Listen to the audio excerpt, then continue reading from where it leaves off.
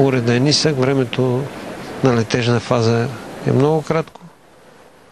Руска състезателка на земя. Кристина Правдина. Две обтегнати. Споменахме за добрата и физика. Ето едно упражнение, което не сме видели до сега.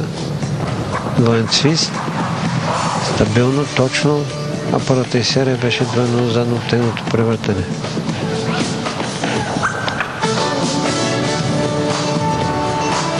Двойно салто. Доста голяма грешка от пренавитост, бих казал. Превъртено беше.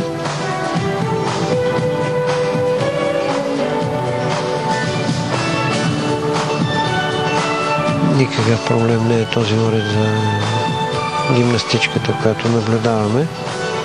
Вижда се темпото и силата, с която те изпълнява. Обтегнато превъртане, последвало от обтегнато с обръщане 360 градуса.